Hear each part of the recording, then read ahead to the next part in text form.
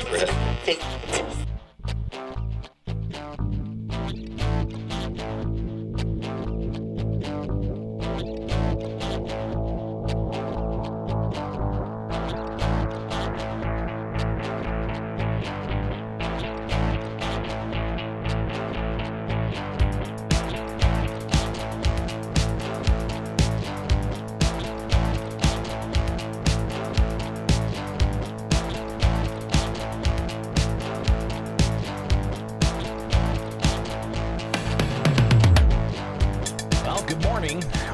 Election Day, Tuesday, March 19th, Illinois Republican and Democratic primaries across the state for everything from Supreme Court to your local state house race. You guys getting out there and voting? Let me see that thumbs up if you are. Welcome in, Bishop on Air, here each and every weekday morning with you. Helping break down things that are going on, so appreciate you. Looking at the live chat this morning, you guys piling in there. The Ghost suggests a thumbs up. Morning to Trevor, Jim, Randall, Stairman, Jerry, Jeremy, Christopher, Chubby Guy Customs Garage, Josh Osborne, David, James, Ricardo, AS3SXP, Randall, Huckleberry. Is that a state representative in the mix there? Tenebris, Ed, Dave, Huckleberry, Tattooed Squirrel. Appreciate you guys being here each and every weekday morning. So we'll talk a little bit about the election, which, if you look at state house races, more than half of those that are up for grabs, the party is already determined. And in a good chunk of those, there's no competitor. So fascinating to see that. But you've also got, up in Chicago, a couple of key races. The Bring Chicago home tax increase that'll put a extra tax on the sale of property over $1 million. That's in front of voters in Chicago, but also in Cook County. You've got a Democrat primary for state's attorney to who could possibly replace Kimberly Fox. So that's going to be interesting to watch. Plus, you've got congressional races, not just in Chicago, but even down in southern Illinois, the race between U.S. Representative Mike Bost and Republican challenger Darren Bailey in the Republican primary. So interesting stuff there as well. We may open it up for your predictions on the Discord channel, so be sure to go to the Discord channel and chime in that way. Getting a little bit later of a start to the day today because I'm doing election night coverage with the Center Square. So if you want to follow along with thecentersquare.com, you can check that out throughout the day. But we'll open it up for your Discord calls a little bit later on, either in the description of this video. Click the Discord link and head on over to that channel, and we'll open up a staging area so that we can see what happens there, all right? We may open it up for your phone calls. But we've also got to talk about the case against the state law limiting where people can sue the state. All right, so that'll be up first here with Bishop on Air. I'm Greg Bishop. Thanks for hanging out each and every weekday morning here, and plenty more coming up with Bishop on Air.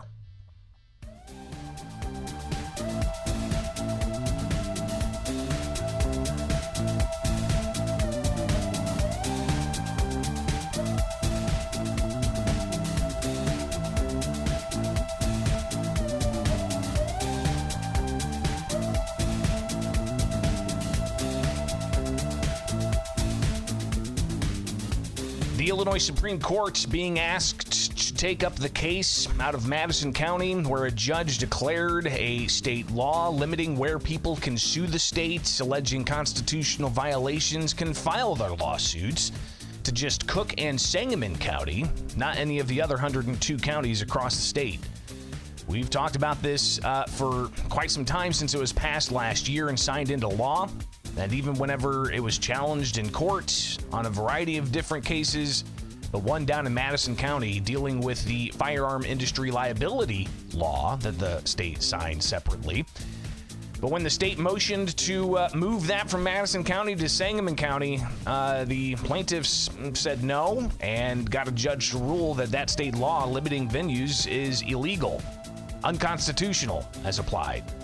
Well, now the state has taken it directly to the Illinois Supreme Court. Welcome back, Bishop on Air. I'm your host, Greg Bishop. Thanks for hanging out with me each and every weekday morning. Be sure to like, subscribe, and hit that notification bell. And let's get right on into this story where you've got, if you look at the Illinois Supreme Court's website, you'll see, just search yourself and you can find these things. Appreciate showing you guys how to do this yourself as well if you've got time. But if you go to the Illinois Supreme Court website, illinoiscourts.gov.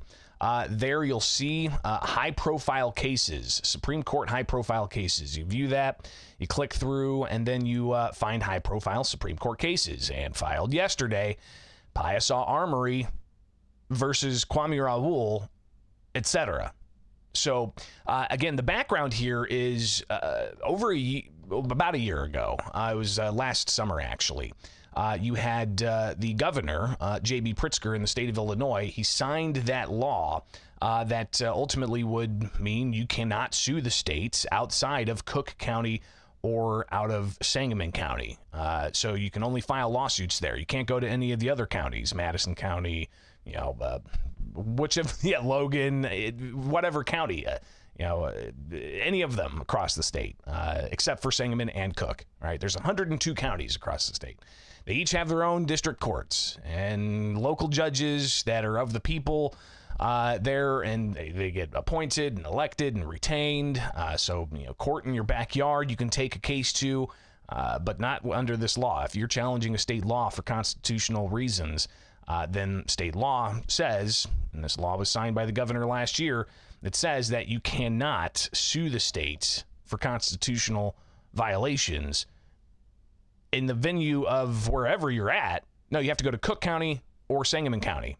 And travel, I'm sure, is burdensome for those who can't make it. But the governor signed the bill in June of last year, and he was recently asked about this. We'll touch on that and revisit.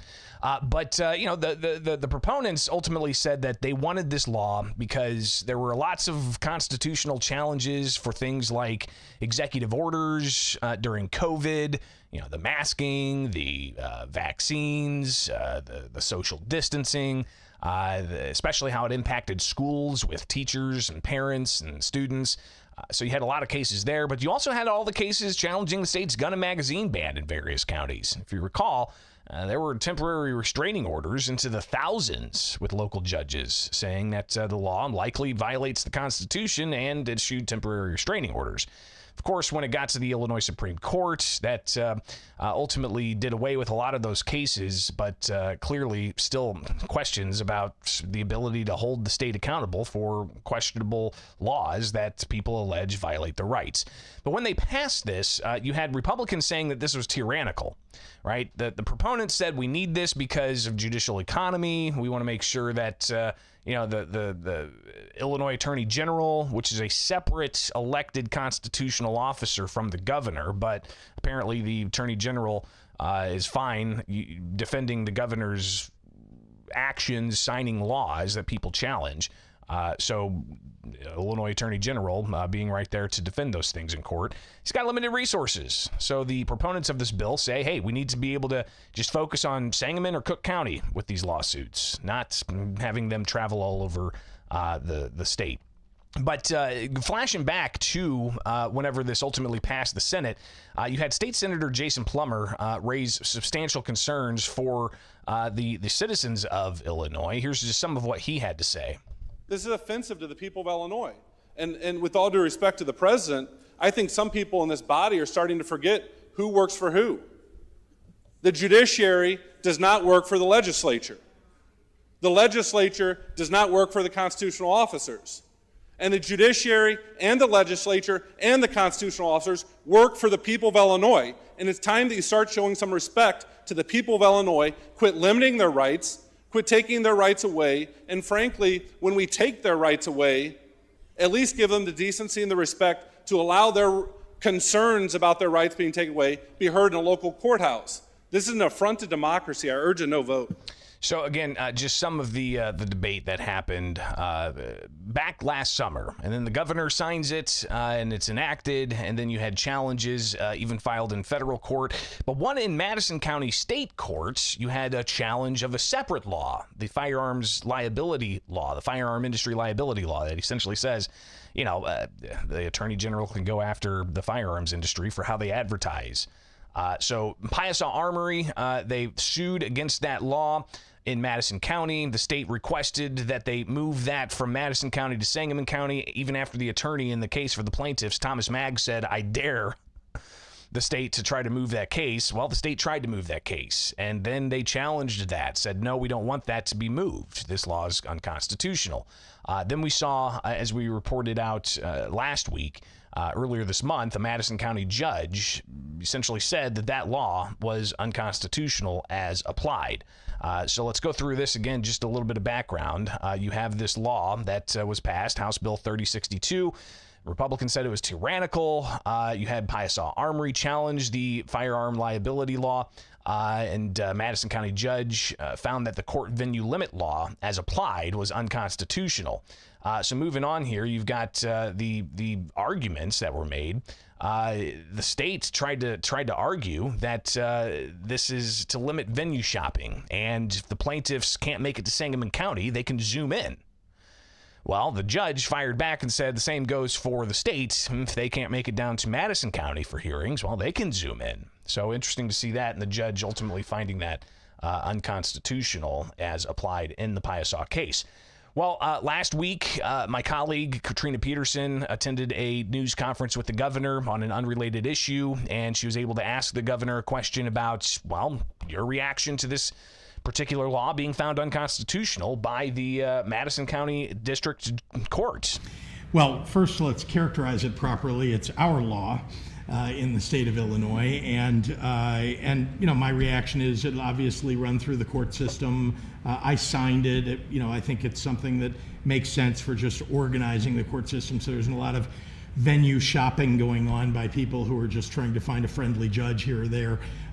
The experts that are in the two venues that have been designated seem like they have handled constitutional related cases more than any others, and so it makes sense to me to have those cases run through them. So he says it's going to work through the courts. So after that Madison County ruling, you had the Senate Minority Leader John Curran issue this statement: "Court ruling should be a warning to Governor Pritzker to stop with the power grabs." The Illinois Senate Republican leader John Curran released the following statement in response to this week's ruling, linking to the Center Square article. That Governor J.B. Pritzker's law that limits individuals challenging the validity of state law in court to be unconstitutional. Curran said this is the second bill that Governor Pritzker has signed into law over the last year that the courts have already found to be unconstitutional. As we get further along in this legislative session, this ruling should be a caution sign for the governor and the legislature to stop with the power grabs that seek to suppress the constitutional rights of Illinois citizens. So what was the other law? You guys might think, well, it was the gun ban. Well, that's still working through the courts. And you got the Southern District Federal Court moving forward in an expedited manner to get to the merits of the gun ban challenge. But if you recall, there was another law that the governor signed dealing with crisis pregnancy centers and allowing for the attorney general to go after crisis pregnancy centers that don't say abortion's an option for an individual who is in a crisis pregnancy. So, a lot of pro-life groups said that they didn't like this law because it was an infringement on free speech. When it was brought up in federal court, a federal judge said something to the effect of, this law is stupid and likely very unconstitutional. And then you had the state essentially say they're not going to be enforcing that. So I think that that's the other law that was declared unconstitutional that they ultimately stopped. But this one in particular, you've got the state going to the Illinois Supreme Court to try to defend the venue limit law. Hopefully you guys are able to kind of follow along with this, because it does get convoluted. Following this stuff is always, it's Kafka-esque. Which means, around every corner, there's 15 different corners that could possibly get you trapped in, and just like a weird maze, right? So, but I think it's important that you do, track what's happening here, especially in the context of everything else we've talked about, including at the Illinois Supreme Court and conflicts of interest. So let's go to the Illinois Supreme Court site here and take a look at what they've got. The latest filing here, appellant's notice of appeal accompanied by Madison County Circuit Court order. You click on that and you can see that the state is spelling out essentially where they're at in this case. They say, please take note that under Illinois Supreme Court rules, defendant Kwame Raoul in his official capacity as Attorney General of Illinois, by and through his attorney, hereby appeals directly to the Illinois Supreme Court from the partial final judgment entered March 4th by Judge Ronald Foster down in the Circuit Court of Madison County. In this case, granting plaintiff summary judgment on the claim that the section of the law violates the United States Constitution due process clause as applied to persons who reside or were injured outside of Cook or Sangamon County. They say that their rule and the request for direct appeal, not going from the district court to the appellate court, but going from the district court straight to the Illinois Supreme Court, is satisfied because the circuit court entered a final judgment as to one or more of fewer than all of the plaintiff's claims, namely count 5 of plaintiff's complaints, which challenges the law on due process grounds, and the circuit courts made an express finding that there is no just reason to delay appeal. So by that, they file their appeal to the Illinois Supreme Court directly. But then you had the appellees, the plaintiffs in this case, as represented by Thomas Magg, also file. And they ultimately spell out here that they're filing their appeal because the defendants submitted a notice of cross appeal of the order of the trial court dated March 4th. And Calkins v. Pritzker is instructed to cross appeals from the denial by the trial court of plaintiffs' arguments related to the 3 readings rule of the Illinois Constitution in order to preserve the arguments on appeal and respectively request the honorable court reverse the trial courts to the extent that it found the law, also known as HB 3062, did not violate the 3 readings rule of the Illinois Constitution, and in said process hold said unconstitutional in its entirety as opposed to merely as applied, and as such overrule such precedents in various other court precedents, and in the process affirm the ultimate ruling of the trial courts in this case denying said motion to transfer and other relief previously appealed by defendants by reversing and vacating the challenge based on the 3 readings rule. So they filed their quick response here yesterday. So clearly the Illinois Supreme Court is going to be handling this case. But the case involves a law that Governor J.B. Pritzker signed. And then I imagine you'll have the can of worms opening of the question of, court integrity and conflicts of interest, because you've got 2 Illinois Supreme Court justices who, as candidates for the job, received $1 million each from Governor Pritzker, let alone the 6 figures they received from members of the legislative branch, leaders of the legislative branch, the House Speaker and the Senate President. So there's going to be that ongoing question. Interested to see if Thomas Magg files for a motion for the 2 justices to recuse themselves. Because the issue of recusal, we'll have to revisit again. There was another case involving recusal where, Ed Burke, who I believe was found guilty of corruption up in Chicago, and there was recusal of stripping his law license. So some of the headlines just seeing in passing out of that particular saga. So interesting to see where we're at here. Clearly, this is going to be a developing story. We'll watch as this progresses, and we may even touch base with State Senator John Curran, the minority leader in the state Senate, to get his thoughts. But clearly, this is going to be working through the process, even as Governor J.B. Pritzker said. So there you go. It's the latest on the venue limits law that was signed and challenged, and now apparently it's going to the Illinois Supreme Court. Fascinating. It's Bishop on Air. Like, subscribe, hit that notification bell.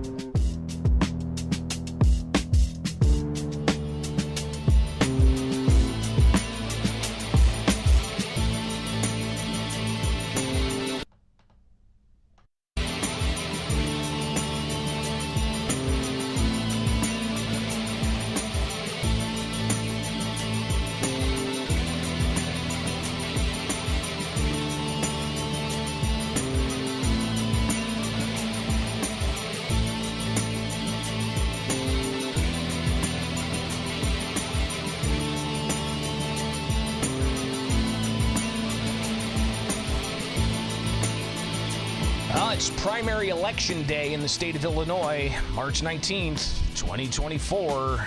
And if you recall, this is actually a much earlier primary election than typical. Welcome back, Bishop on Air. I'm your host, Greg Bishop. Like, subscribe, hit the notification bell, and we'll open up the Discord as well if you want to chime in on Election Day. What have you seen out there? Are you out there going to vote? Is your race just not not very exciting, as I know some people are recognizing? So yeah, we'll start the stage right now with your calls, and be sure to hop into the Discord and join us there. So starting that stage, and if you want to chime in on the election, what maybe some of your predictions are on, for instance, you've got the Bring Chicago Home tax.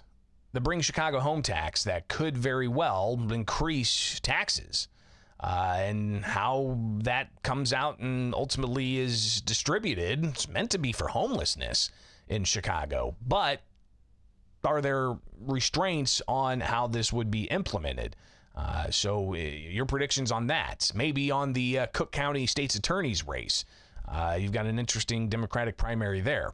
But across the state of Illinois, and this is what's fascinating about the primary, kind of gives you an idea already, at least in the state of Illinois, just how determined these outcomes already are.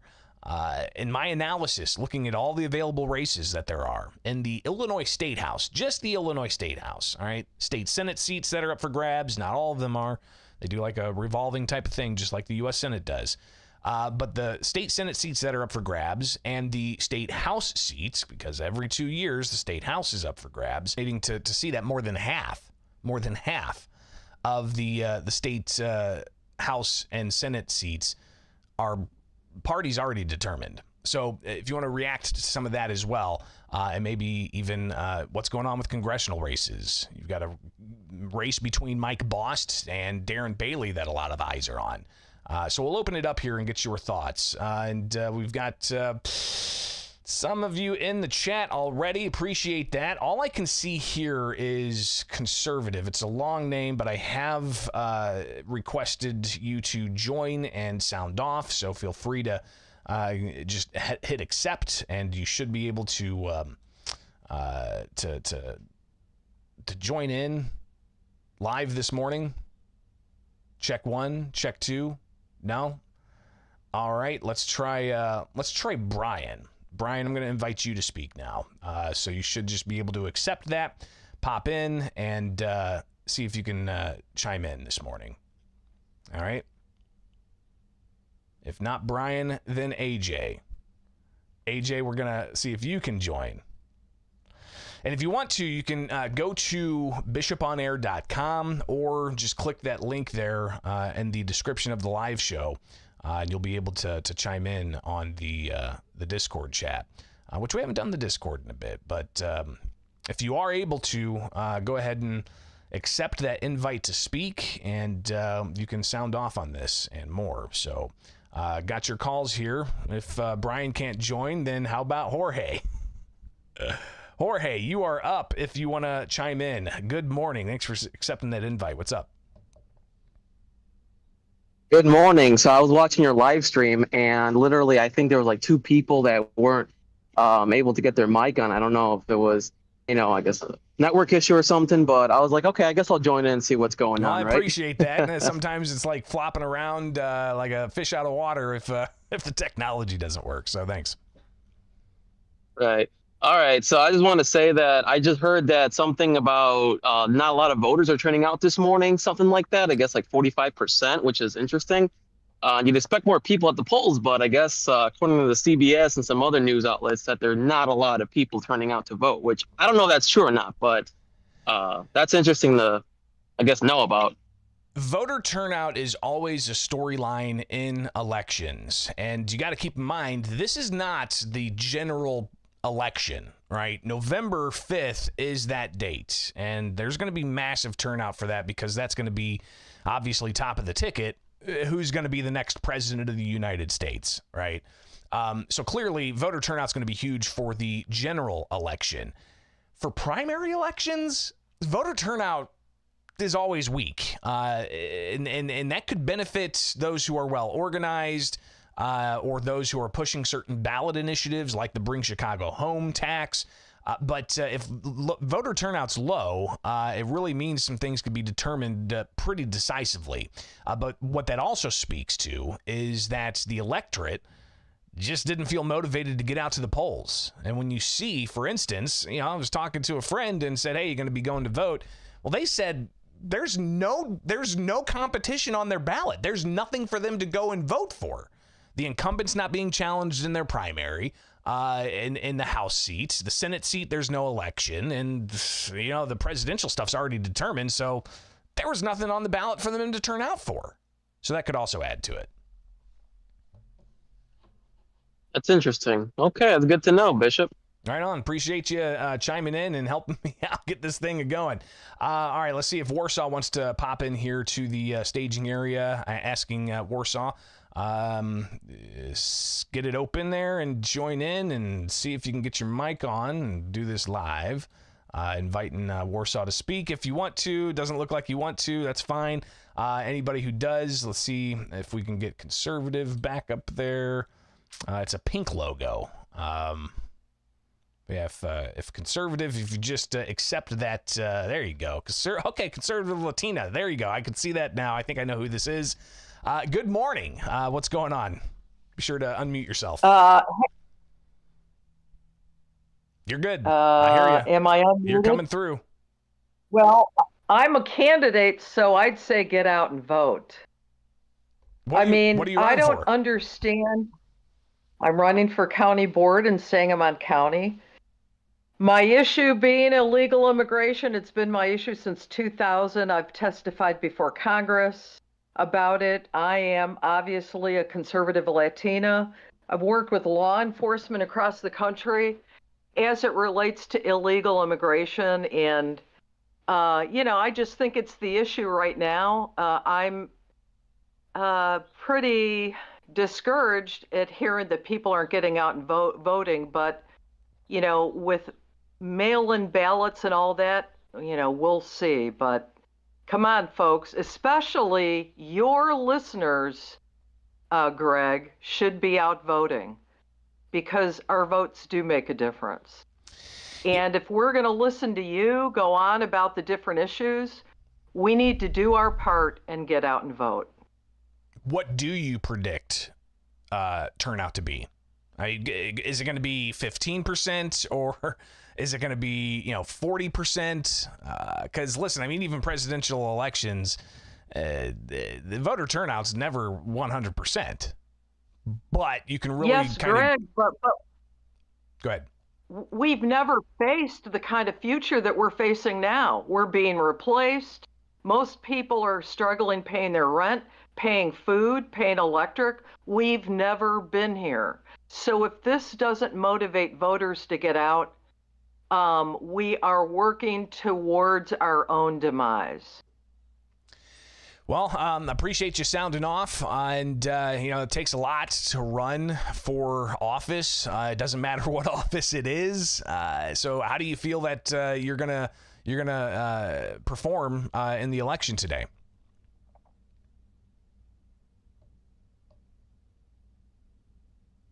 Did I lose you? I think I may have lost her. All right, let's go ahead and pull up Warsaw then. As he was being very polite in ensuring that conservative Latina was able to get in there. But talking about the election, all right, talking about the voter turnout, which is interesting. Jorge brought that up, but also just the lack of competition there is. And I think that may be what keeps people from heading to the polls, is there's just nothing on the ballot for them. Obviously, it's going to be a different story for the November 5th election, but today's primary day. And in Illinois, too, which I think also turns a lot of voters off, is you have to select and publicly declare when you go to your polling place. You have to tell the election judge, I want a Republican ballot. I want a Democrat ballot. And then they give you the ballot, and they mark your name down, and then you're on a list. All right, so that's always interesting, being on lists. Warsaw, good morning. Thanks for chiming in here. Anytime, Greg, and good morning. I tell you, just just thinking it's over. It's just disturbing that people aren't really voting and putting their mind to it. There's two things. Either they're focused on their jobs and their livelihood and all that, but the payments are still going up. The inflation's rising. Nothing's getting done right, and people are suffering. And I mean, if people have to decide this, either you're going to continue doing your jobs in the long run and then wait until your future, then possibly they'll be taken away and be kicked out of the position that you're in, and your livelihood's taken away from you. So either fix it now or suffer in the future. That's their choice. Well, again, this is just the primary, right? All the marbles are up in March. What would be your recommendation to somebody who looked at a sample ballot and just said, "There's nothing there for me"? My advice: look up each person's reputation, look up what they voted for, and then pick out what your best option is. That's my advice, and just go out and vote. Right on. No, I appreciate that. And again, today is election day, so a lot of different things are going to be popping off all throughout the day. Appreciate you, Warsaw. And Brian, I'm going to give you another chance if you want to speak. He's in the staging room, so all you got to do is just accept that invite to chime in here this morning. And Brian, go right ahead. Just make sure you're unmuted. Good morning. You're breaking up just a little bit. Let's try that again. Yeah, on my ballot there is no contested races, so you vote for one and there's only one choice. So why do it? Well, and again, that's just to make sure that person gets on to the November ballot, right? Because then you'll have another opportunity to vote for or against that person. Yeah, well, if they vote for themselves, then they win, right? Right. And there's also this thing called undervotes, and that's when people fill out a ballot, but they leave a certain race empty. And that could also send a message, even though it's just really a message, right? Saying, hey, people didn't want to vote for this person, even if they were the only person on the ballot. Pretty wild stuff. Makes sense. So I haven't missed an election since I was 18, primary or general, so I will be there. Right on. All right. Well, I appreciate that. And obviously, it is primary election day. So you're going to see all kinds of different stories on a variety of things, especially, Cook County is going to be interesting because they have that ballot initiative, which the ballot initiative brings Chicago home. It's there. But the question, a non-binding referendum of saying that the city shouldn't be a sanctuary city, that was kept off the ballot. Chicago alder people said, no, we don't want to ask voters that. We'd rather ask them about increasing taxes. AJ, you are up next. Thanks for chiming in here this morning. Thanks for having me, Greg. So what's on your thoughts? What's on your mind? So I definitely got to agree with what Warsaw and conservative Latino had to say about civic duty and having to go out there to the polls, but there's just something that I feel like is getting overlooked, and I think in a sense that would come down to, let's go back to Trump versus Hillary, or even Trump versus Biden, and popular vote versus the electoral votes, to where in a sense, like, I do understand that the elected officials that we put in to office get the final say into the presidential vote, but also at the same time, if all the American people are voting for a particular candidate, that should go towards the American people, no? And I know this is something that's been in place for hundreds of years now. And you're talking explicitly about the Electoral College? Correct. Yeah, so I mean, the Electoral College, and maybe we do have this debate at some point, especially as we get closer to the November 5th general election, because the Electoral College will be in play then. But from my understanding, the thinking of the Electoral College was, number one, efficiency. Number two, you don't want heavily populated areas in one state that's across the country from a lower populated area in a different state being to overrule the rural areas or less densely populated areas. So the Electoral College helps kind of even that out, so to speak. And really, if you think about it, what you're saying is you're asking why we don't have a true democracy in the vote for president. That's because we aren't a true democracy, right? I mean, the argument is, I guess the facts are, this is a constitutional republic, not a democracy. So I think that's some of the arguments that people would have for keeping the Electoral College. And definitely agree with you there. It's one thing that at least I can't speak for a lot of the viewers out there, and I can't speak for a lot of the voters out there, but I could definitely speak for me personally, Greg. And ever since that Trump-Hillary election, seeing that, okay, Hillary had the popular vote right over Trump. Okay. But Trump had the electoral vote. In a sense, I was like, awesome. We kind of got saved. But OMG, this could have went very sour.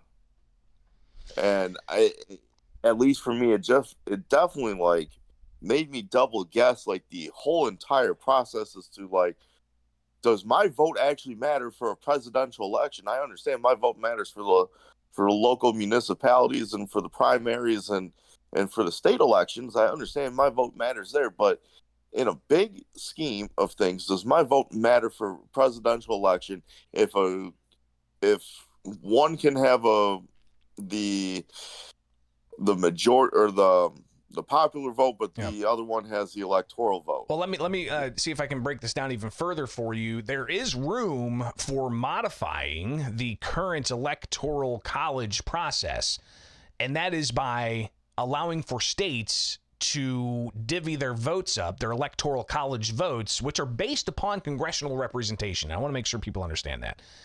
It's based on how many senators and representatives a state has. Every state has 2 senators, and every state has at least 1 representative.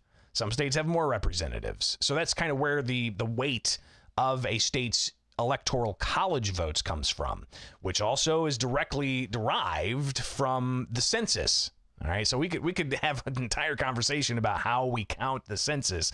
There's been a movement for years to try to say, those in this country as non-citizens, undocumented, should not be counted towards the census numbers. But again, that's another conversation for another day.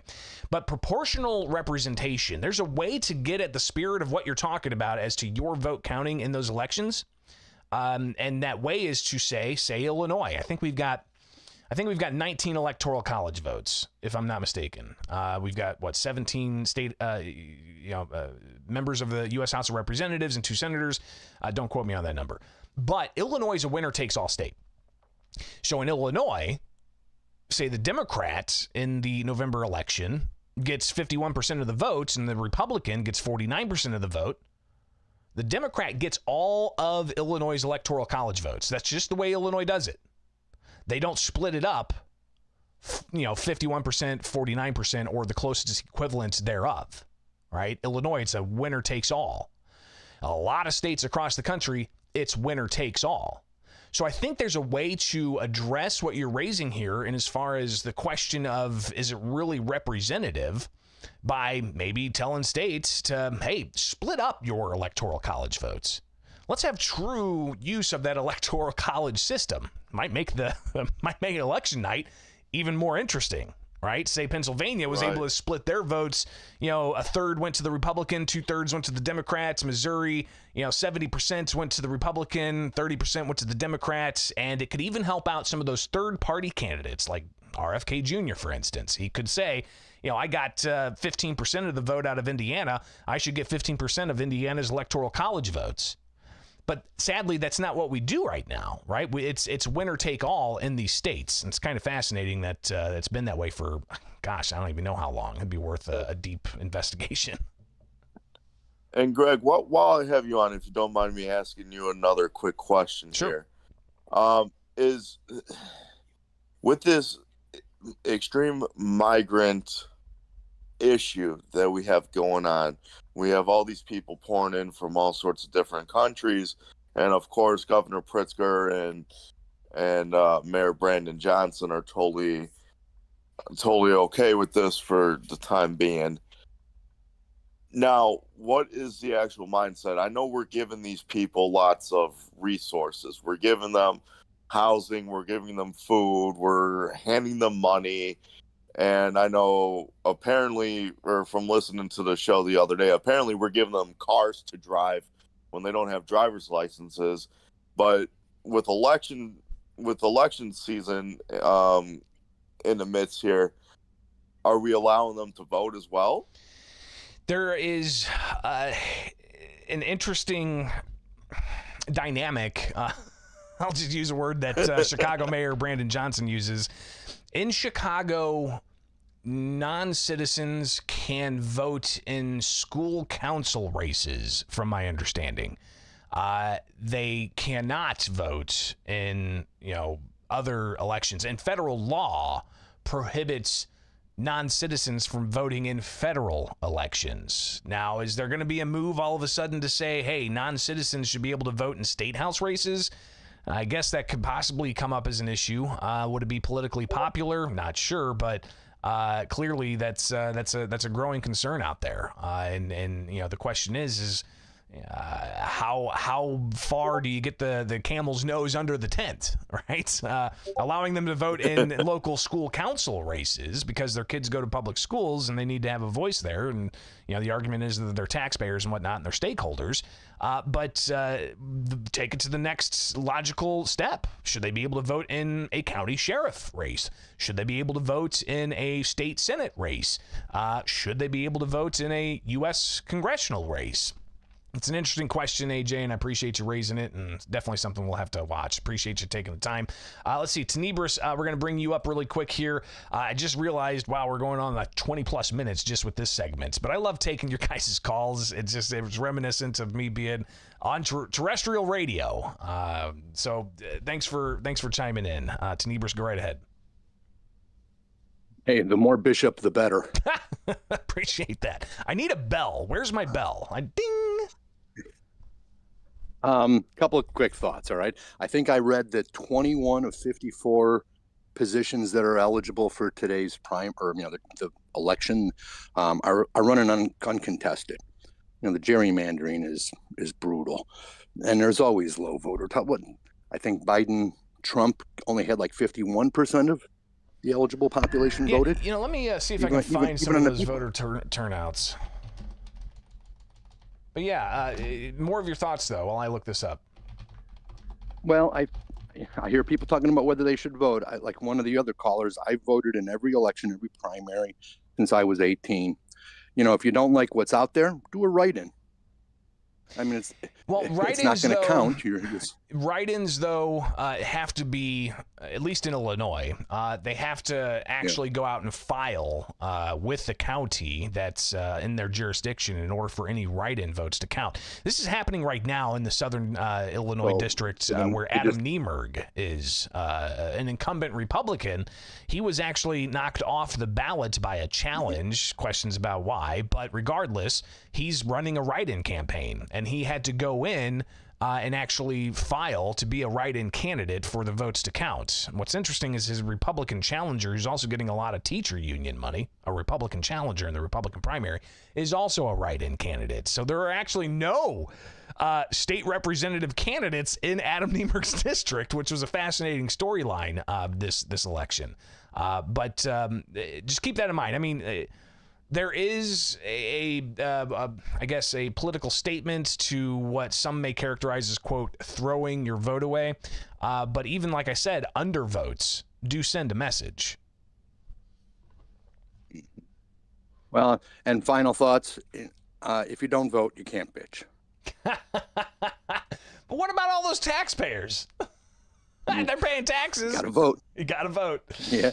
Right on. I appreciate it, Tenebris. All right, let's see. RJ65. We'll see if you can pull you up real quick. And this will be probably the last one, guys. So, RJ, the pressure is on. I've asked for you to join the staging area if you want to accept that invite and sound off. If not, we'll just move on and have ourselves a great day. I do want to see, though. Gosh, what's the voter turnout? Yeah. Let's see here. Federal, statewide. All right. Let's see if we can pull this up here, just so we can take a look. All right. So, these are just outcomes. All right. I'm gonna have to do some more research. Maybe we talk about voter turnout tomorrow when we get the voter turnout. But here's another caveat for Illinois elections. We got mail-in balloting. We've been throwing mail-in ballots out there for 4 weeks. So it's not election day. It's actually been election month and a week. And it takes 2 weeks to be able to fully accept all of the potential mail-in ballots that there are out there. So while polls close at 7 o'clock tonight here in Illinois, we might have to wait 2 weeks before we get the total tally for the primary election. Good stuff. All right, guys. Appreciate it. Incredible to see the number of views live this morning. I think I had one drop from the live stream, but regardless, we're still cranking it out. 322 people watching across the social media spectrum. Hey, I'll take that. All right, guys, have yourself a wonderful rest of the day. I got to get out of here. You have yourselves a good election day. We'll see you back here tomorrow with Bishop on Air. All right, like, subscribe, hit that notification bell. Let's make it happen.